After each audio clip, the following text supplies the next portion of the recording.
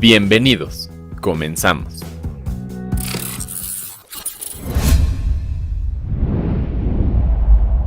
Secretaría de Salud, Instituto Nacional de Perinatología Isidro Espinosa de los Reyes. Buenas tardes. En nombre de la directora general del instituto, la doctora Ana Cristina Arteaga Gómez, y la directora de Educación en Ciencias de la Salud, la doctora Viridiana Gorbea Chávez, les doy la más cordial bienvenida a la sesión general del Instituto Nacional de Perinatología. El día de hoy trataremos el tema de la hemorragia obstétrica. Dejo con ustedes al doctor Miguel Ángel Nares Torices, jefe del Departamento de Medicina Crítica, para coordinar esta sesión. Gracias, muy buenas tardes. Sean bienvenidos a los presentes aquí en el auditorio y a los que nos ven por Zoom. Es un gusto estar aquí con ustedes y estar en la sesión general del Instituto Nacional de Perinatología con el tema de hemorragia obstétrica. La vamos a abordar un poco del área médica. Sabemos que se requiere tanto la parte del reanimador médico como la del reanimador obstétrico y pues nos hemos apegado a una política que ha estado en el instituto que se llama Código H. Como primer parte de esta sesión, le daré la palabra al doctor Rigel José Juchín Estrella, que nos hablará de la reanimación de la paciente con una hemorragia obstétrica. Posteriormente hablaremos de la parte de uso del ácido tranexámico y fibrinógeno, así como sus indicaciones y realmente qué evidencia tiene en la actualidad y qué estamos haciendo en el Instituto Nacional con estos hemocomponentes de origen sintético. Y ya por último, la doctora Diana Otegui, ella nos hablará de complicaciones derivadas de la transfusión. Básicamente nos vamos a enfocar a la complicación del TRALI. Pues los dejo con el doctor Rigel y vamos a ver la reanimación de la hemorragia obstétrica. Recordar que la hemorragia posparto es la principal causa de morbo y mortalidad en nuestro país. Aproximadamente un 20 o 25% de las mujeres que fallecen es secundaria a una hemorragia obstétrica, ¿no? Y más de 300,000 mujeres mueren a nivel mundial al año por complicaciones de hemorragia obstétrica. Muy bien, adelante.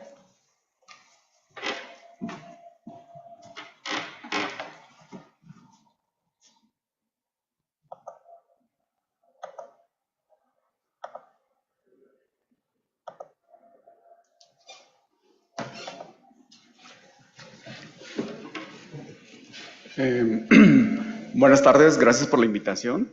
Bueno, me tocó hablar sobre la reanimación de hemorragia obstétrica, pero apegado más que nada al código H que aquí se aborda, ¿no? Dentro de los principales objetivos es esclarecer la definición de hemorragia obstétrica, que como bien sabemos, hemorragia obstétrica puede abarcar en el primer trimestre, en el segundo hasta el tercer trimestre, pero estamos más apegados a que es en el tercer trimestre, es decir, que en una hemorragia posparto. Sin embargo, dependiendo de si es del primero, segundo o tercer trimestre, ya depende de la etiología. Por ejemplo, en el primer trimestre podría ser como consecuencia o como una etiología de la amenaza de aborto, o un aborto o un embarazo ectópico, ¿no?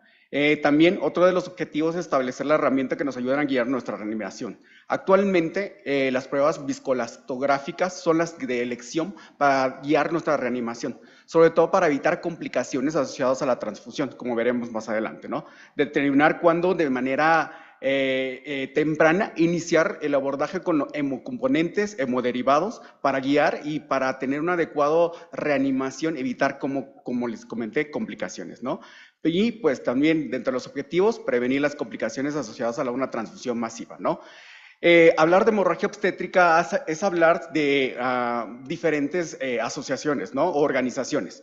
Desde el 2012 hay diferentes definiciones, pero nos vamos a enfocar a lo que es una hemorragia posparto. En el 2012 se definió por la Organización Mundial de la Salud como toda sangrado a partir de 500 mililitros, sin importar la vía de solución. Puede ser vaginal o por vía cesárea, ¿no? Pero actualmente lo que me llama la atención es que en conjunto no importa si es de 500 mililitros o 1000 el sangrado. La importancia es que sin importar la cantidad, pero el hecho que nos esté dando datos de inestabilidad hemodinámica, ya es una hemorragia obstétrica, ¿no? Datos de inestabilidad hemodinámica lo podemos valorar por llenado capilar, por alteración del estado de alerta, por la uresis menor de 0.5 mililitros por kilo hora, o hasta algunas guías o algunas referencias nos indican por debajo de 0.3 mililitros por kilo. Eso ya es datos de inestabilidad hemodinámica, ¿no? Actualmente la hemorragia obstétrica nos define que cuando hay una hemorragia a partir de 500 mililitros, nosotros tenemos que tener en cuenta que los pacientes vamos a estar vigilancia, ¿no? Vamos a estar monitorizando la presión arterial, la frecuencia cardíaca, el estado de alerta, la uresis, porque esas son características o datos clínicos que nos van a dar la inestabilidad hemodinámica. A partir de 1000 mililitros, ya nosotros tenemos que estar pensando en activar un protocolo de hemorragia obstétrica o hemorragia posparto, ¿no? Tener en cuenta que nosotros tenemos que tener en cuenta monitorizar tanto las constantes vitales, es decir, la temperatura, para evitar unas complicaciones asociadas a la hemorragia, como es la hipotermia, la coagulopatía, la acidosis metabólica, que en sí se conocía como la tríada mortal. Es decir, si tenemos nuestra paciente con estas características, el riesgo de complicaciones aumenta mucho más. Entonces, lo que nosotros tenemos que hacer es prevenir todas esas complicaciones, ¿no? Tener un pH por arriba de 7.2, también el calcio iónico es de vital importancia, sobre todo que el calcio es un cofactor que se utiliza para la hemostasia, en las vías de diferente, pues como del modelo celular, ¿no?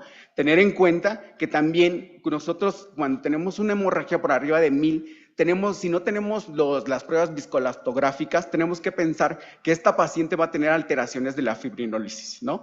Tener en cuenta que hay ciertos medicamentos que podemos utilizar hay diferentes artículos que nos mencionan durante las primeras 3 horas. De vital importancia, el ácido tranexámico, que van a abordar más adelante, ¿no? Si en dado caso que nosotros no tenemos pruebas viscoelastográficas, nos podemos guiar por los laboratorios convencionales, por una biometría hemática o por los tiempos de coagulación, ¿no? Pero tener en cuenta que actualmente lo ideal son las pruebas viscoelastográficas, que estas pueden ser por el Rotem o por el TEC, que abarcaremos más adelante, ¿no? Tener en cuenta que también, si es una paciente que ya tiene un sangrado por arriba de 2 litros o 2.5 litros, nosotros tenemos que pensar que ya va a tener una afectación del fibrinógeno, y ahí está indicado la administración de fibrinógeno, al menos hasta 4 gramos, y si no contamos con fibrinógeno, hasta crioprecipitados, que veremos más adelante, ¿no? Y también tener en cuenta que tenemos que actualizar o activar un protocolo de transfusión masiva, ¿no? Y pues tener en cuenta que toda paciente con un sangrado masivo, pues ya va a tener riesgo de complicaciones, ¿no? Si no se corrige la coagulopatía, esto nos va a incrementar la mortalidad de la paciente. De ahí la importancia de determinar cuándo una paciente se puede complicar de manera temprana, ¿no? Existen diferentes parámetros, como un índice de shock que veremos más adelante. Sin embargo, también las plaquetas podemos ver que es algo determinante para evitar que se complique más la paciente. Las plaquetas por debajo de 75 ya es indicación de transfusión de aféresis plaquetarias o concentrados plaquetarios, dependiendo de lo que nosotros contengamos, ¿no? También tener en cuenta que cuando la hemorragia no se contuvo o no se está logrando delimitar, nosotros podemos administrar lo que es fibrinógeno 13, un factor que es el factor 13, sobre todo cuando es una hemorragia más de 2.5 litros, ¿no? Y no tiene o no se contena con los crioprecipitados, con los plasmas frescos o hasta con el fibrinógeno o el ácido tranexámico. Tener en cuenta que posteriormente a una hemorragia obstétrica nosotros tenemos que guiar y tener una prueba viscoelastográfica para determinar si requieren más concentrados, más plasmas, más factores o hasta antifibrinolíticos, ¿no? Tener en cuenta esto. Dentro del manejo de una paciente con hemorragia obstétrica tenemos que evaluar, reanimar de manera adecuada, realizando un soporte vital avanzado. Eso ya corresponde al servicio de anestesiología, es decir, si es una paciente que estaba de manera temprana con un bloqueo, pues valorar la paciente si ya requiere de una vía aérea una intubación endotraqueal, ¿no? También tener en cuenta que el control local es de vital importancia y pues tener en cuenta que la reposición de las pérdidas sanguíneas se deben de realizar con sangre, ¿no? Y no con soluciones. Con solución salina quizás de manera temprana sí, pero hay riesgo de más complicaciones asociadas a la coagulopatía, ¿no? Tener en cuenta que también hay que tener las 3C, el control de la hemorragia, la comunicación, es decir, la activación del código, puede ser el código H, como aquí se maneja, o conocer la etiología. Como les dije, depende si es del primer trimestre, la etiología del segundo o del tercer trimestre, pero ya generalmente la hemorragia posparto allí engloba las 4T, que puede ser por tono, que generalmente la tonía uterina es la principal, por traumatismo, por trombina y por tejido, ¿va? Tener en cuenta que esa es la principal. Nosotros nos podemos guiar de ciertas características, ¿no? Del índice de choque, de la frecuencia cardíaca, de la presión arterial sistólica, del estado de conciencia, y esto determinar cuándo es una paciente que se está complicando. De hecho, el hecho que nosotros mencionemos el índice cardíaco, más el déficit de base, más el fibrinógeno, nos van a dar datos de que es una paciente que se va a complicar. Entonces, aumenta la sensibilidad de esto para diagnosticar el grado de hemorragia o el de choque hipovolémico, ¿no? Tener en cuenta que las pacientes van a tener una fase compensada, una fase no compensada, de la vital importancia que en la fase no compensada, el choque hemorrágico de manera moderada, como tenemos alteraciones, van a tener alteraciones del estado de alerta, un índice cardíaco por arriba de 0.9, el llenado capilar también va a estar retardado por más de 3 segundos, el volumen urinario va a estar disminuido y la gasometría nos va a determinar un exceso de base por debajo de 6 o hasta un lactato por arriba de 2 milimol. Y en el choque hemorrágico severo, ahí la paciente va a estar en estupor, el estado de coma va a estar disminuido hasta 10 puntos o menos, el índice de choque va a estar por arriba de 1.7, el volumen urinario va a estar disminuido hasta 0.3 mililitros por kilo hora, el exceso de base por medio de la gasometría va a estar amplio, hasta menos 10 o hasta menos 12, y el lactato va a estar por arriba de 4 milimoles, ¿no?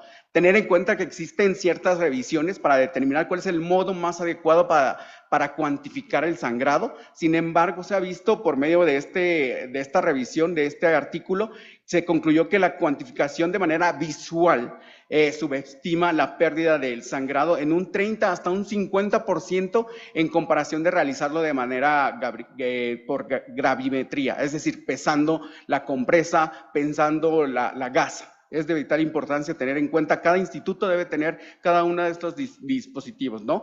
Tener en cuenta que el índice de choque es la razón matemática que es fácil de realizar entre lo que es la frecuencia cardíaca y la presión arterial sistólica. ¿Es confiable? Sí. Hay artículos que nos mencionan que por arriba de 0.8 ya es el riesgo de complicaciones de una paciente por hemorragia, no necesariamente obstétrica, pero se han hecho estudios desde 1964 para determinar cuál es la utilidad del índice de choque. Y actualmente el índice de choque se puede utilizar para hemorragia del tubo digestivo alto, hemorragia obstétrica, infarto, tromboembolia pulmonar. Pero actualmente el índice de choque en hemorragia obstétrica nos indica que si se está acercando la unidad, es una paciente que tiene riesgo de más complicaciones. Es decir, que va a requerir transfusiones masivas, que va a requerir terapia intensiva y hasta estancia intrahospitalaria alta, ¿no? Entonces, en este artículo se determinó cuál era la importancia del índice de choque y se determinó que por cada aumento de 0.1 del índice de choque, tiene un riesgo relativo de pérdida de sangre hasta 1.6 veces. Es decir, de ahí la importancia de del índice de choque en pacientes obstétricas, ¿no? Es decir, es buen predictor de transfusión a los 30 minutos de la hemorragia y se correlaciona positivamente con la pérdida de sangre en el transparto, ¿no? Y de ahí la utilidad. Ahora, el manejo hídrico, todas las guías nos mencionan que tiene que ser con 2 accesos grandes, ¿no? De 14 French. En 2 vías, posteriormente realizaron una toma de muestra venosa para determinar el grupo IRH, la biometría completa, los tiempos de coagulación, el fibrinógeno, y de ahí nos vamos a la gasometría, y de ahí nosotros vamos a guiar nuestra reanimación, ¿no? Tener en cuenta las constantes vitales, son de vital importancia, y toda la bibliografía nos menciona infusión de soluciones cristaloides. Lo ideal es solución Harman y solución lactato, ¿no? Entonces, tener en cuenta que a partir de 500 o 100 mililitros nosotros podemos guiar nuestra reanimación por soluciones, sí, pero tener en cuenta que cuál es lo mejor. Si es las soluciones cristaloides nada más o las soluciones con coloides, ¿no? Coloides como albúmina. nos han determinado que las cristaloides tienen menor permanencia en el espacio intravascular, hasta 1/3 de la solución que le estamos administrando va a estar a nivel intravascular. De ahí la importancia de no sobrecargar a las pacientes, ¿no? De primera instancia, si solamente tienen un sangrado de 500 a 1000, sí lo podemos guiar con cristaloides, pero lo ideal que es de posterior a 1000 o hasta 1500 ya con concentrados eritrocitarios. Entonces, tener en cuenta que nosotros lo que vamos a hacer es prevenir complicaciones. Entonces, la paciente tiene que estar reanimada con soluciones con temperatura del 36 grados o hasta 37, y también la velocidad. Impacta mucho, sobre todo a nivel de la lesión endotelial, en el glucocálice, que eso es todo tema, ¿no? Tener en cuenta que hay diferentes artículos que nos mencionan cómo debemos de realizar nuestra reanimación. Si es por metas, es decir, determinar por ultrasonido el gasto cardíaco, el índice cardíaco, si van a responder a líquidos o no, eso es una reanimación por metas, en comparación con un manejo convencional, es decir, 30 mililitros por kilo en la primera hora. Entonces, esto nos ha determinado que las pacientes que se reaniman por metas tienen menor riesgo de complicaciones. De ahí la importancia de reanimar a la paciente guiado por ultrasonido, ¿no? O por constantes como el índice cardíaco o el gasto cardíaco, ¿no? Entonces, ¿de dónde salió la transfusión? Cuando nosotros nos contamos con pruebas viscoelastográficas, ¿no? Todos los artículos nos mencionan, sobre todo en trauma, que la reanimación debe ser 1 a 1, es decir, un plasma, un concentrado de plaquetas y un concentrado de eritrocitaria, ¿no? En comparación, en este artículo nos mencionan de 2 concentrados eritrocitarios, un plasma y un concentrado plaquetario. Se determinó que las pacientes a las cuales se le transfundían de manera temprana un concentrado, un plasma y un concentrado de plaquetas, les va mucho mejor, ¿no? Es decir, que lograron tener mejor hemostasia y menor mortalidad debido a la sanguinotransfusión a las primeras 24 horas. De ahí la importancia de tener en cuenta cuándo administrar concentrados eritrocitarios, cuándo plasmas, cuándo crioprecipitados y concentrados plaquetarios, ¿no? Los concentrados eritrocitarios, cuando hay cierta bibliografía que nos menciona que a partir de 1.5 litros hay que administrarlo, ¿no? El efecto es buscar que 1 gramo por decilitro se aumente, o un hematocrito para arriba de 3 a 5, ¿no? Tener en cuenta que no se debe pasar por más de 4 horas. Y cuando nosotros tenemos ya una transfusión de hasta 3 concentrados eritrocitarios, tener en cuenta que le tenemos que administrar gluconato de calcio, ¿no? Porque, como les comenté, tienen algo que se llama citrato, que van a tener, es como un quelante, y van a disminuir los niveles del calcio iónico. El calcio iónico, como les comenté, es de vital importancia, sobre todo en la hemostasia, ¿no? El plasma fresco también está indicado cuando tienen un INR por arriba de 1.5, los tiempos están alargados, o 1.5 por arriba del valor normal, y pues también tener en cuenta que eso se puede administrar por medio de mililitros por kilo, ¿va? Los concentrados plaquetarios también están indicados en qué momento, ¿no? Esta es una revisión en el cual nos menciona cuándo debemos de administrar concentrados eritrocitarios, cuándo crioprecipitados, cuándo plasmas y cuándo fibrinógeno, ¿no? Solamente tener en cuenta. Entonces, las pruebas viscoelastográficas nos dan una ventaja que se realiza a la cama del paciente. Pues los resultados van a estar en 15 minutos y tener una idea de cómo está la hemostasia de la paciente, ¿no? Y también nos puede valorar la fibrinólisis e hipercoagulabilidad. De ahí la importancia de realizar esto, ¿no? Y también para mejorar las complicaciones transfusionales, ¿no? Tener en cuenta que es algo que se ha estado estudiando desde 1948 y pues más que nada es para prevenir las complicaciones asociadas a la transfusión.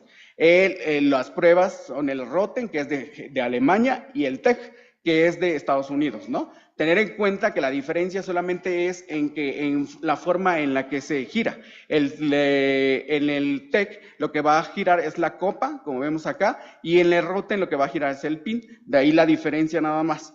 Y pues tener en cuenta que las fases de la hemostasia están relacionadas con el TEC y con el Roten, ¿no? La fase de la iniciación y ampliación, que nos van a hablar de los factores de coagulación, los anticoagulación y las plaquetas, la propagación, que son modelos de la coagulación, y pues tener en cuenta que también la fibrinólisis nos va a valorar, ¿no? La importancia del TEC o del Roten es que vamos a ver cómo se va formando el coágulo y también cómo va a estar el coágulo en su mayor apogeo, por así decirlo. En dónde se encuentra con mayor amplitud, en dónde va a estar fuerte, en dónde ya se está alisando lo que es el complejo y posteriormente para determinar qué es lo que requiere nuestra paciente, ¿no? El tiempo de reacción, que es el tiempo en el que se presenta o nosotros administramos la muestra hasta los 2 milímetros. Esto va a determinar la formación de la fibrina, que es parte de la coagulación, ¿no? Y lo normal es que es de 3 a 9 minutos y posteriormente esto nos va a indicar que ¿cómo vamos a corregir, no? Lo vamos a corregir con plasma Prescos o con un complejo protombínico. De ahí la importancia de conocer esto, ¿no? Otro de los rangos es el tiempo, o en el K, que se conoce en el TEC, o el tiempo de formación de coágulo, que es en el Rotten, que este nos va a determinar desde la amplitud de los 2 minutos hasta los 2 miliminutos, ¿no? Esto va a transcurrir y nos va a determinar la formación de la fibrina, es decir, la importancia del coágulo, ¿no? Y esto generalmente es de 0.5 hasta 3 minutos. Y esto nos va a hablar más que nada de administrar quiroprecipitados o fibrinógeno.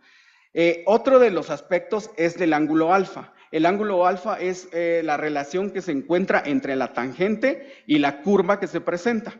Esto nos va a determinar a los 2 minutos, ¿no? Tener en cuenta que hay una disminución del fibrinógeno y una disminución de las plaquetas o de una disfunción de las plaquetas cuando está alterado. De ahí lo más importante es la administración de fibrinógeno, ¿no? Y lo normal es de un ángulo de 54 hasta 80 grados. Tener en cuenta que también otro de los aspectos que hay que tener en cuenta es la amplitud máxima. La amplitud máxima es esto en el TEC o se puede decir firmeza máxima del coágulo, que es esto, que normalmente lo normal es de 51 a 78 y esto nos va a depender mayormente de las plaquetas en un 80% y un 20% del fibrinógeno.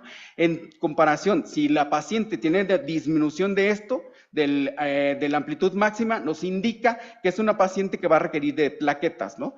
Tener en cuenta que también la índice de lisis a los 30, a los 60 minutos nos determina la fibrinolisis aquí como bien se marca, ¿no?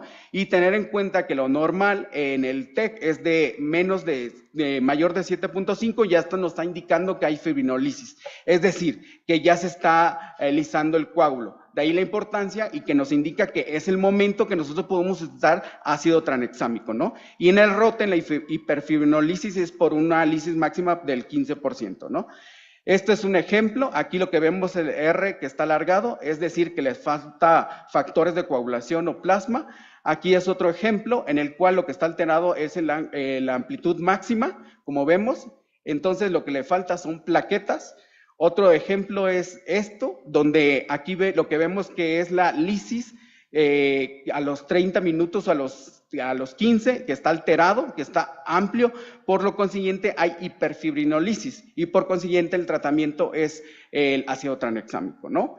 Los objetivos, pues ya los tenemos en cuenta, el fibrinógeno, la hemoglobina, plaquetas, INR, la presión arterial, la temperatura, la pH por arriba de 7.2, el exceso de base por debajo de 1 menos 8 y el calcio iónico, que les dije de vital importancia, por arriba de 1, ¿no? Para evitar todas las complicaciones. Dentro de las conclusiones, es una urgencia obstétrica, sí, definitivamente. El abordaje oportuno disminuye las complicaciones, sí, y pues evitar las complicaciones asociadas a la transfusión es dentro de los objetivos, ¿no? Y pues nada más tener en cuenta que la mejor manera de empezar es dejar de hablar y comenzar a actuar, ¿no? Muchas gracias.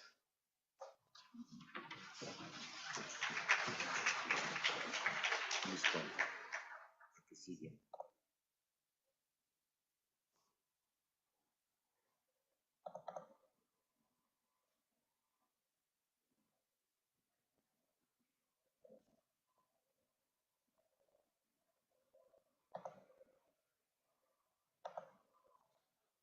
Yo nomás le doy ahí, ¿verdad?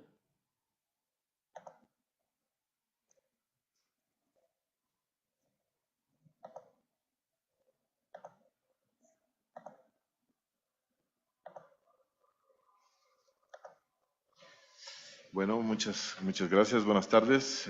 Gracias a los asistentes. Ya con esta plática del doctor Kuchim, ya a mí realmente me ahorró bastante. Entonces, para continuar con la plática, una forma de de evitar complicaciones, sobre todo por sobrecarga, uno de los ingredientes importantes que se ha establecido en los últimos años, sobre todo en México, es el ácido tranexámico. El ácido tranexámico fue descubierto en 1945.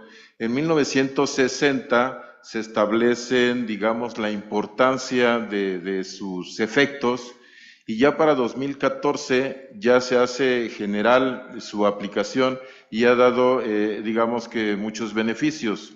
El ácido tranexámico es un análogo de la lisina, ¿sí? Ocupa los sitios en donde va a actuar un factor impidiendo pues la fibrinolisis. Sí, su vida media es de 2 horas. La dosis terapéutica es de 5 miligramos por litro, y algo bien importante es que el uso del ácido tranexámico en los últimos años se ha considerado que ahorra hasta 57 concentrados eritrocitarios en 100 pacientes atendidos. Para los efectos de hemorragia posparto, 1 gramo en bolo seguido de otro en caso de persistencia hemorrágica es lo ideal. Con esto se evitan, digamos que, todo ese catástrofe fibrinolítico que nos ayuda a evitar una transfusión masiva. ¿Qué es lo que hace el ácido tranexámico? El ácido tranexámico va a evitar fundamentalmente los efectos del activador tisular del plasminógeno. Hay algunos autores que infieren que también inhibe la actividad del activador del plasminógeno tipo urosinasa. Sin embargo, no todos están de acuerdo, y en donde sí está plenamente demostrado es que el activador tisular del plasminógeno sí no va a poder hacer su efecto activando al plasminógeno, porque ocupa los lugares de sitios de la lisina en los cinco anillos. Estos 5 anillos se conocen como las estructuras Klingler. Entonces, esto va a impedir que de alguna forma el plasminógeno actúe sobre la plasmina y empiece a hacer todo ese efecto fibrinolítico. Y son los mecanismos de acción que se han demostrado hasta los últimos tiempos. Dentro de las conclusiones de ello es que Okamoto, que fue quien lo descubre, lo define en 1960 como utiliseguro. El grupo Guman lleva 2 fases de estudio. El primero dice que asegura que la reducción del sangrado es efectivo. Sí, este grupo Guman, que no es otra cosa más que mujeres en el mundo con antifibrinolíticos. Entonces, el estudio Guman 2 está en proceso de conclusiones. Se debe de utilizar en las primeras 3 horas de iniciado el sangrado. Ya lo decía el doctor Guchim, que las 3 primeras horas son los momentos cruciales para poder tomar estas decisiones. Generalmente se aplica 1 gramo en los primeros 10 minutos. Si el sangrado persiste, entonces se puede decidir con una segunda dosis. Con lo que respecta al fibrinógeno, el fibrinógeno es el factor de la coagulación más fuerte, más poderoso. Es el que más tiempo se le ha ocupado para estudiarlo, porque el fibrinógeno ya tiene más de 1 siglo de conocimiento, en donde Moravitz ya en 1905 hacía todos esos estudios de la tromboquinasa, en donde describían que había ya algunos ingredientes que participaban en la coagulación. Entonces, desde hace más de 1 siglo ya se conoce de esta proteína, que es una proteína pesada, es una proteína que tiene una vida media de alrededor de 120 horas. Entonces, es, digamos, que el que amortigua todos los efectos de la coagulación. Entonces, cuando hay una hipofibrinogénemia, se considera como un predictor de hemorragia posparto. Esta predicción nos puede predecir una hemorragia de hasta más de 4 gramos por decilitro de sangre y requerirá entonces una transfusión de al menos 4 unidades. Ya lo había dicho el doctor Guchin, que al menos al principio se consideran 2 litros de sangrado y de ahí entonces poder establecer la cantidad de concentrados eritrocitarios que se tienen que ocupar. ¿Sí? Esta transfusión nos va a hablar de la severidad, que son hasta 12 veces en la hemorragia posparto, porque hay un consumo impresionante y continúa la pérdida sanguínea. ¿En qué momento se va a emplear? El momento, en realidad, todos lo han dicho que es la hora dorada. La hora dorada son los primeros 60 minutos y en donde nos vamos a valer de una herramienta importante que es la tromboelastografía. Esta herramienta que nos ayuda a predecir en qué momento se está formando el coágulo, y aquí en la figura podemos observar las 3 fases, ya lo había dicho el doctor, que empieza con la iniciación, la amplificación del coágulo o fortalecimiento, la propagación y finalmente la fibrinólisis. ¿En qué momento se puede o se recomienda utilizar el fibrinógeno? Se recomienda cuando la tromboelastografía nos está dando una evidencia de la funcionalidad del fibrinógeno y estamos hablando de los primeros 10 minutos. Los primeros 10 minutos, que es en donde se inscribe la parte de la iniciación con la inscripción de la R, en donde están transcurriendo alrededor de 10 minutos. En este modelo, en donde se habla de que hay un ángulo que se abre a los 5 minutos, ¿sí? Y que si ese ángulo, por el estudio de la tromboelastografía, nos dice que no tenemos una apertura de más de 12 minutos, entonces es cuando se puede utilizar el fibrinógeno. Entonces, esto es importante. Aquí en la imagen podemos observar la parte de la iniciación, la propagación, la amplificación, propagación y la fibrinólisis. Entonces podemos observar que al final, en donde está la lead 30, estamos hablando de que ahí deben de transcurrir 30 minutos y son de 30 minutos hasta 60, cuando la tromboelastografía nos puede ayudar en los primeros 5 minutos, como bien lo sugieren todos los del consenso, que es en ese ángulo de 5 minutos y que no debe de tener una amplitud de más de 12 milímetros. Entonces, aquí sí se puede utilizar el fibrinógeno. Bien, como conclusiones, el fibrinógeno pues tiene su utilidad. Sin embargo, las estrategias de predicción deben continuar para la investigación y el beneficio a todas las pacientes con hemorragia posparto y en general para otras patologías también que cursen con una fibrinólisis masiva. Se requieren más estudios que sustenten el beneficio de su uso y se requieren más estudios para la administración profiláctica. Todavía hay controversias. Sin embargo, ya en México y en otras partes del mundo se está utilizando, los resultados son buenos, sí, pero aún está en estudio. Muchas gracias.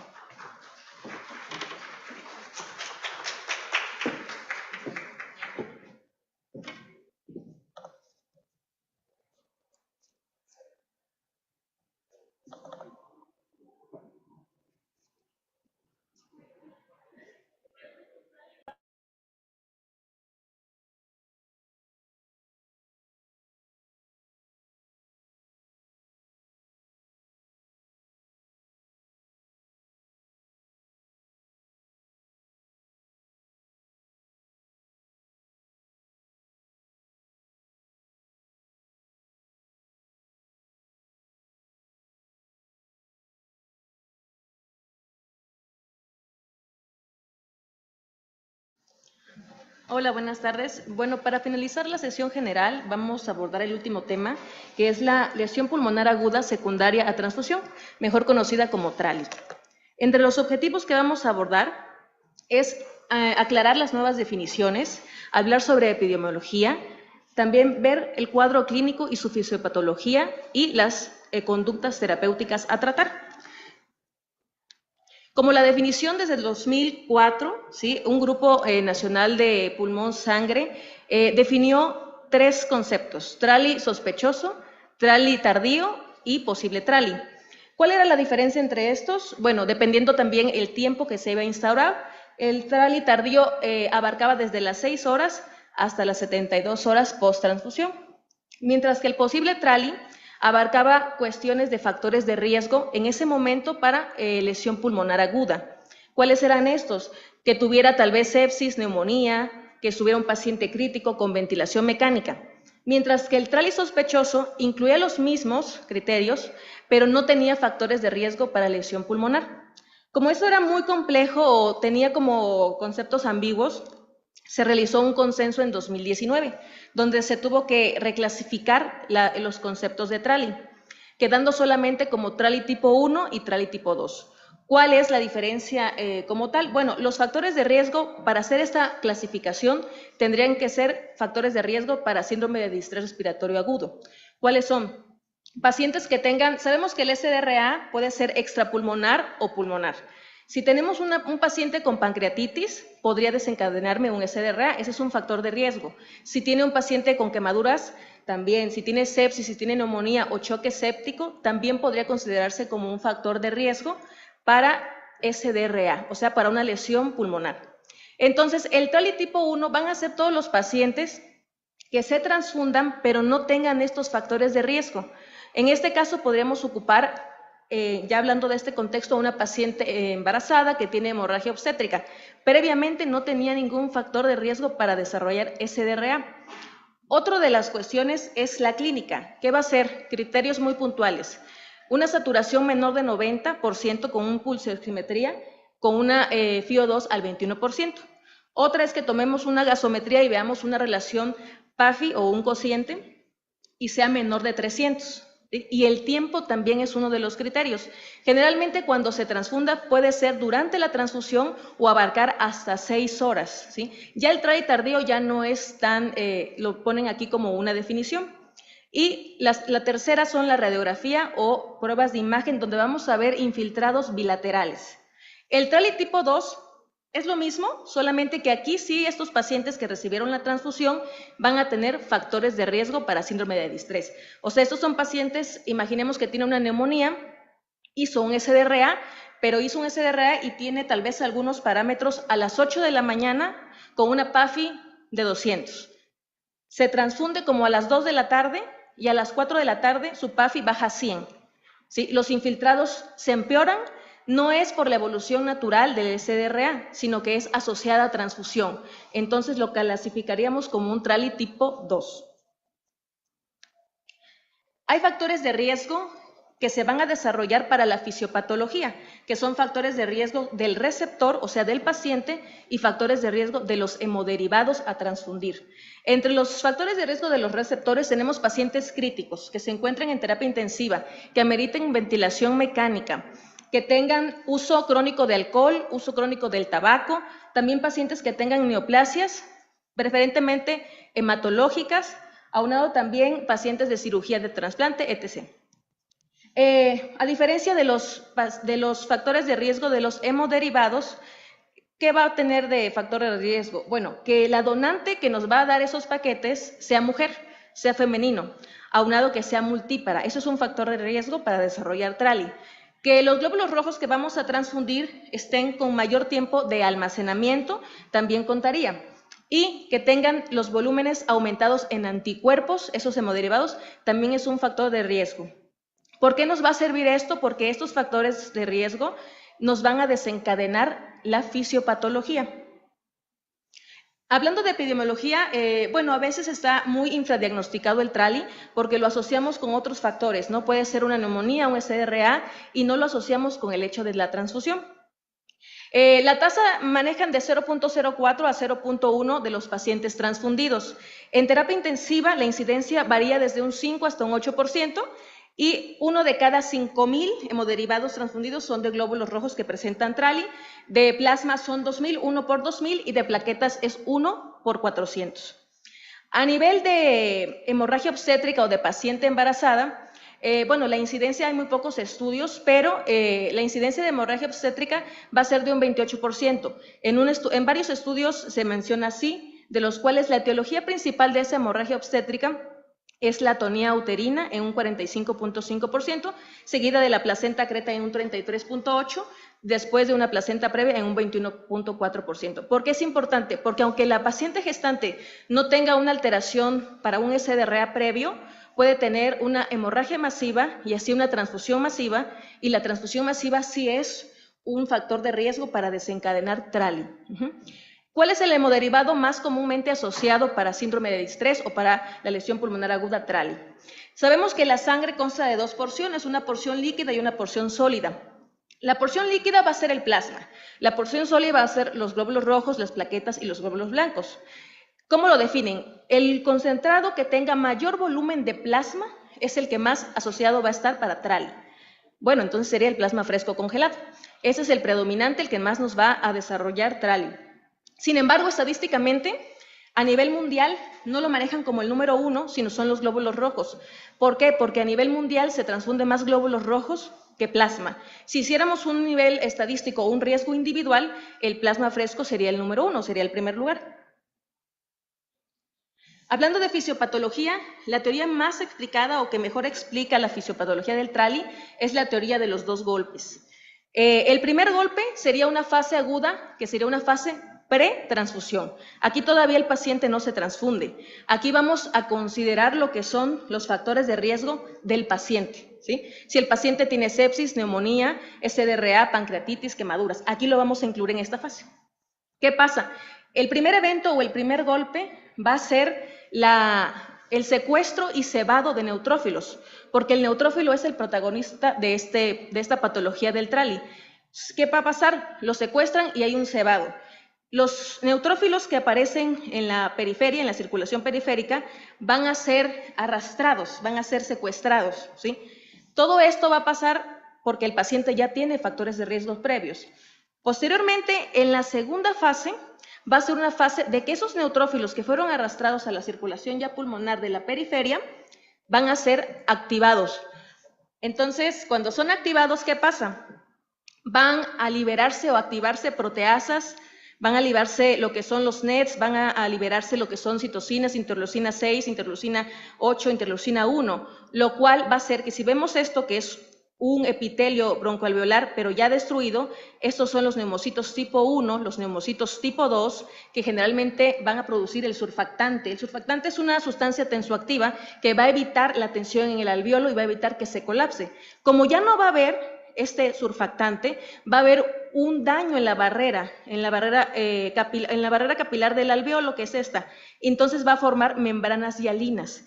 Cuando forma membranas hialinas ya va a haber una fuga. No debería haber fuga, porque ese intersticio debe estar libre, sin nada. Cuando hay fuga, todo lo que está en el capilar, en el intersticio, va a entrar a lo que es el alveolo y se va a llenar de edema alveolar líquido. No debería de haber, por lo cual ya va a haber una alteración en el intercambio gaseoso, que nos va a traducir clínicamente con el paciente hipoxemia, saturación menor de 90.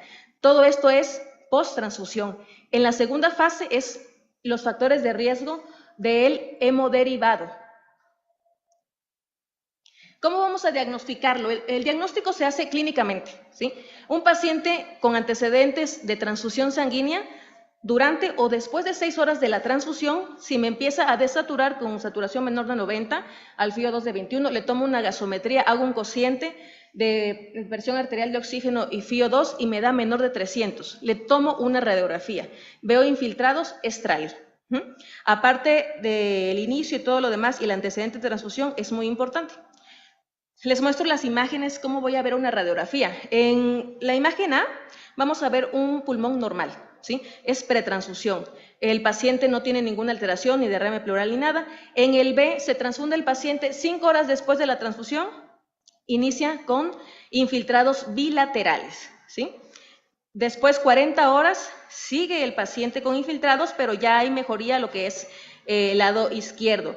Y a 72 horas ya hay una resolución prácticamente parcial. Sabemos que la resolución puede ser de 2 hasta el 10º día.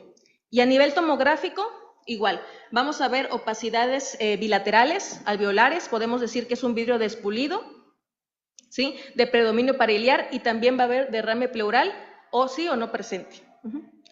La silueta cardíaca va a estar normal, no va a haber cardiomegalia porque este paciente pues no va a tener ninguna alteración a nivel de cardíaco. Y lo que es el diagnóstico diferencial, bueno, TRALI es el número 1, TACO es otra complicación de la transfusión. ¿Qué significa TACO? TACO significa una sobrecarga circulatoria. En el TRALI puedo pasar 15 mililitros y me hace una reacción, porque es inmunológico. Hay TRALI inmune y TRALI no inmune, dependiendo de los anticuerpos. En el TACO es una transfusión masiva que necesite 10 hemoderivados. La cantidad de volumen es la que me va a dar esta sobrecarga circulatoria, que también puede esperarse después de una transfusión masiva. ¿Cómo hago la diferencia entre los dos? Bueno, uno, porque es una sobrecarga hídrica, voy a tener un balance positivo a nivel hídrico. 2, una radiografía de tórax es lo mismo, se van a combinar los dos, pero podemos tener ya otros parámetros como una presión capilar pulmonar mayor de 18, que sería en el TACO, porque es cardiogénico. Es un derrame pleural, o es un edema agudo pulmonar cardiogénico. Podemos tener una FEBI reducida porque lo que está afectado es presiones y corazón. Y lo que es el ProBNP también lo podemos solicitar y va a estar elevado. ¿Cuál es la diferencia? El TACO, que es una sobrecarga, me va a responder a diurético. El TRALI no. Aunque tenga derrame pleural, aunque tenga edema agudo pulmonar, uno es cardiogénico y el otro no. Y como el tratamiento, si durante la transfusión me está haciendo estos datos clínicos de hipoxemia, se debe frenar la transfusión inmediatamente. En caso de que ya se pasó la transfusión y después de 4 horas me hace estos datos clínicos, la piedra angular va a ser el oxígeno, ¿sí? Depende si el TRALI es leve, moderado o severo. Generalmente de moderado a severo tendría que ser en una terapia intensiva porque el manejo ya sería de ventilación mecánica. A grosso modo, porque ventilación mecánica pues es un tema también muy extenso, el soporte hemodinámico sí se hace en pacientes que están hipotensos. Lo primero que hay que hacer es una reanimación hídrica con cristaloides. En caso de que no mejore su estado hemodinámico, tendremos que usar vasopresor de forma temprana. Otro de las bibliografías o literaturas que manejan es esteroide. Esteroide no está documentado, no se debe de usar rutinario, diurético solamente en TACO, y hay estudios experimentales con aspirina y estatina, pero todavía está para seguir con más estudios. A nivel de ventilación se los voy a poner muy breve. Tenemos metas de protección pulmonar. El TRALI se va a manejar como un síndrome de distrés respiratorio, entonces la ventilación mecánica en casos moderados o severos tiene que ser como la piedra angular. Generalmente en SDRA se obtienen varias metas de protección. Una son volúmenes tidales bajos. Yo tengo que programar a mi paciente con de 6 a 8 milímetros por kilo. ¿Qué quiere decir? Un paciente que pesa 70 kilos, yo generalmente lo quiero programar a 6. Le tocarían 420, porque eso ya se determinó que es protector para el pulmón. En este apartado pondría los 420. La FIO2, dependiendo, mi meta es que yo sature o en mi paciente de 88 a 92, 94%. Lo tengo que corregir para que me dé esa saturación. El PIP, bueno, el PIP es todo un drama porque es una titulación muy específica de cada paciente. Podemos hacerlo por tablas o podemos hacerlo por distensibilidades, la mejor que le quede a nuestro paciente. Y la frecuencia respiratoria tendría que ser con gasometría para ver un PC2 entre 32 hasta 45. Pero esto es manejo de terapia intensiva. En lo que es estrategias de banco de sangre, se tiene que notificar inmediatamente cuando hacen una reacción inmunológica, en este caso TRALI, para hacer algunos tipos de estrategias. Una es que se aplacen los donantes femeninos y multíparas. Otra es que ya se hace una estrategia de plasma aforado o solvente detergente y mitigación de riesgo con filtros para esto. Pronóstico, bueno, si sobreviven estos pacientes, su recuperación pulmonar es buena y pueden recibir transfusiones a futuro. La ventilación mecánica, generalmente si son casos leves de TRALI, de 24 o 48 horas, graves de 3 hasta 10 días, pero la mortalidad si entran a UCI es de un 40 a 70%. Y eso es todo. Espero que les haya sido de utilidad.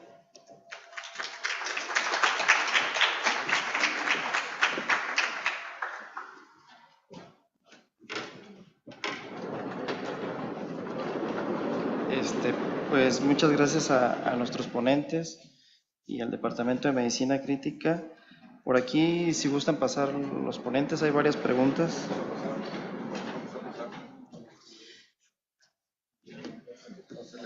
Muy bien.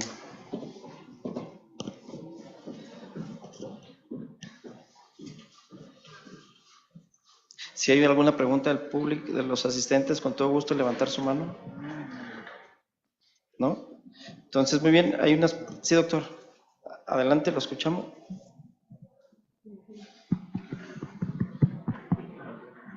Buenas tardes. Dos preguntas concretas. ¿Cuál ha sido el resultado de la implementación de estos protocolos de prevención y atención de hemorragia obstétrica en el INPER? Y una segunda pregunta es, ¿cómo se implementa? ¿Cómo, siendo un hospital escuela y alta la rotación del personal médico y paramédico, cómo es que lo implementa? Gracias. Bueno, de primera instancia, toda paciente que llega al servicio de admisión o urgencias, se le hace un screening. Hay diferentes factores de riesgo para determinar cuál es el riesgo relativo que presenta la paciente para una hemorragia, ¿no? Hay ciertos factores que son leves, moderados y severos, ¿no? Aquí se le hace el screening y determinando cuáles son los factores que tiene, les dan una puntuación. De esa puntuación se le determina el concentrado eritrocitario que requiere, si plasmas o hasta crioprecipitados o plaquetas, ¿no? Dependiendo, si es una paciente, por ejemplo, que tiene cesárea previas o 2 cesáreas previas o hasta 3 cesáreas previas o alguna cirugía reciente a nivel pélvico, el factor de riesgo aumenta hasta 3 veces para el sangrado en la resolución del embarazo, ¿no? Tener en cuenta eso. Entonces, son pacientes que podemos prevenir, sí, le podemos hacer el screening o determinar, ¿es una paciente que tiene riesgo? Sí lo tiene, definitivamente. Pacientes que son, no sé, multíparas, también es un riesgo moderado para determinar si tiene para hemorragia posparto. Y actualmente, y en otros hospitales, hay diferentes códigos, código oro, código, aquí el manejado es el código H, ¿no? El código H es que a partir de 1 litro se le activa el código H, se vocea código y acudimos todo el servicio, bueno, el servicio de terapia intensiva, ahí los anestesiólogos, y en manejo conjunto, que interdisciplinario, se da el abordaje. Si es una paciente que requiere una gasometría, hasta nosotros como intensivistas le tomamos la gasometría, el anestesiólogo, la reanimación, el gluconato de calcio, todo en sí es un abordaje interdisciplinario, más que nada, ¿no? Complementando un poquito, doctor, la respuesta, qué bueno que están aquí nuestro subdirector de obstetricia y algunos. El código H nosotros nos sumamos, ya es una política institucional, en el cual pues uno de los indicadores de más impacto serían las muertes maternas y el otro la morbilidad materna extrema. Por año tenemos ingresos a la terapia entre 80 y 90 mujeres que tienen hemorragias críticas y que estuvieron en riesgo de fallecer, y que esta estrategia que se activa por parte de obstetricia, anestesiología, que pues son parte fundamental de los equipos interdisciplinarios, todos participan, realmente cuando activan código H, desde el interno, el residente, los adscritos, jefes de servicio, directivos, pues implementa las diferentes estrategias para reanimar. Esa es una parte, y que la hemos podido medir. También el ser nosotros un hospital de referencia, donde yo le puedo decir que de esas 80, al menos 30 pacientes tuvieron acretismo placentario, y que derivado de las estrategias quirúrgicas y de reanimación también por anestesiología, pues esos pacientes están en su casa con sus bebés. ¿Alguna otra pregunta al público? Bueno, si no, aquí hay unas preguntas por Zoom, que es para el doctor Vargas. Nos dice que si tiene, ¿qué costo-beneficio tiene el uso del ácido tranexámico en la hemorragia obstétrica? Bueno, sí, gracias por la pregunta. El ácido tranexámico tiene un costo de 1,000 pesos de dosis, entonces creo que es accesible. Muy bien, y pues recordar que la vida pues no tiene precio, ¿no? Y una pregunta para el doctor Rigel. ¿Tú cómo dirigirías un protocolo de transfusión masiva o que se lleven a casa a los hospitales donde no tienen tantos recursos o un banco de sangre donde tengan el soporte adecuado? Bueno, pues actualmente todas las guías nacionales, internacionales nos refieren que a partir de 1,5 litros ya se tiene que activar el código H o como se llaman en los otros institutos. Por ejemplo, en el IMSS también hay otros códigos. Entonces es activarlo de manera temprana y de vital importancia es activar y administrar ácido tranexámico. Todos los estudios actualmente nos indican que en las primeras 3 horas hay que administrar ácido tranexámico. ¿Sale? De 1 gramo. Si una vez administrado el ácido tranexámico, la paciente continuaba sangrando a los 30 minutos, hay que repetir la dosis, ¿va? De otro gramo, para prevenir más complicaciones, ¿va? Entonces, tener en cuenta eso. El manejo es interdisciplinario, de verdad, por servicio de anestesiología, obstetricia, terapia intensiva, hematología, en dado caso. Por suerte, aquí contamos con el servicio de hematología y nos ayuda también para la toma de decisiones, para el uso del TEG o del ROTEN, más que nada para guiar la reanimación y evitar todas las complicaciones. Como vieron, la transfusión pues, de concentrados eritrocelarios conlleva a más complicaciones. No solamente es transfundir y ya, por eso hay diferentes hemocomponentes, hemoderivados, y nos debemos de guiar por medio del TEG o del ROTEN, dependiendo de qué es lo que tengamos en cada instituto, ¿no? Muy bien. Y para la doctora Diana, nos preguntan que cuál sería la diferencia entre, así a grandes rasgos, entre el taco y el trali. Bueno, lo que pasa es que el taco va a ser una sobrecarga circulatoria debido a transfusión, es por volumen, ¿sí? Y el trali es inmunológico, son por anticuerpos HNA o HLA, por factores de riesgo del receptor o también de los hemoderivados, a diferencia del taco que es sobrecarga circulatoria y ya va a haber un edema pulmonar cardiogénico. Muy bien. Y la última pregunta para el doctor Vargas. Sabemos que en nuestro país no todos cuentan con pruebas viscoelásticas, ya sea trombo o roten. ¿Qué estrategia les dirías tú para la administración de fibrinógeno? ¿De qué herramientas se pueden ellos implementar o cuándo administrar el fibrinógeno? Bueno, cuando pensamos en los estudios convencionales, si tenemos un laboratorio bien, que nos brinde todo el apoyo, un laboratorio tiene la capacidad para proporcionarnos un resultado en no más de 20 minutos. Entonces, digamos que las fases que nos brinda la tromboelastografía, que es la iniciación, la amplificación, propagación y fibrinólisis, cuando hablamos de fibrinólisis estamos hablando de que se empieza a formar o se empieza a destruir alrededor de los 30 minutos. Si tomamos en cuenta esos 30 minutos, entonces una prueba convencional nos puede estar dando esa cobertura de los primeros 20 minutos. Sin embargo, clínicamente creo que es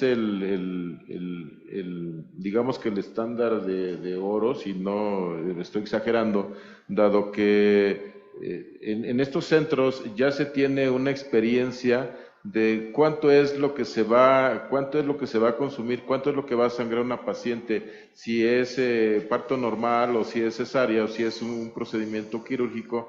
Entonces ya se tiene más o menos un cálculo. Si ese cálculo lo traspolamos a las pruebas convencionales, pues podemos tener una cobertura.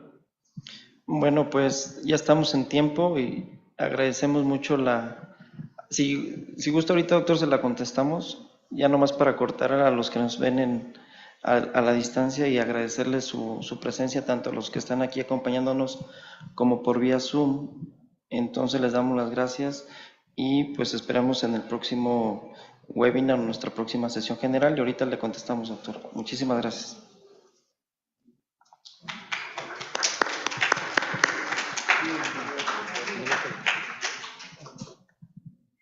¿Ya está? ¿Ya? Sí, doctor. Ácido tranexámico tiene un alto impacto sobre la muerte materna, ¿no? O la sobrevida de las madres. ¿Cuál es el impacto sobre la asfixia perinatal del ácido tranexámico? ¿O no? Eso no se ha evaluado aquí.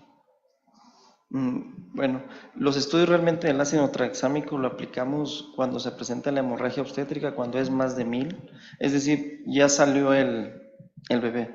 Los estudios no nos dan o no hay una buena recomendación para uso de profilaxis, es decir, hay quien sí los han usado, hay estudios, pero no PROPED, si no mal recuerdo el nombre, que no hay un beneficio de usarlo profiláctico, ni parto, ni cesárea. Ahí no hay beneficio. Es decir, si yo tengo un embarazo gemelar con polihidramios que sé que me va a sangrar, el administrar el ácido tranexámico no hay un beneficio, porque muchas veces sabemos que la técnica es la que va a depender que sangre realmente. La indicación del ácido tranexámico es aquella paciente que tiene un sangrado más de 1000, administrar dentro de las 3 primeras horas el ácido tranexámico. Eso sí hay que administrarlo paulatinamente en 10 minutos. De los efectos secundarios es que causa náusea, un poquito de rubor, nada más. Obviamente sí tiene un efecto protrombótico. Hay que vigilar el riesgo de no llevarlo al otro extremo. Pero en ese escenario que nosotros nos vemos, los obstetras ahí sudan ahora sí que la gota gorda, realmente por lo que requerimos es detener el sangrado. Ya posteriormente nosotros en terapia intensiva iniciamos la tromboprofilaxis a las 6, 8 horas o hacemos las pruebas que aquí les mostró el doctor Rigel, el doctor Vargas, ya un poquito más dirigida la reanimación. Ok, muchas gracias. Sí, pero no hay estudios para ver los riesgos fetales, no los hay. Gracias. Sí. Sí, de hecho, solamente hay una guía que dice que se puede manejar el ácido tranexámico de manera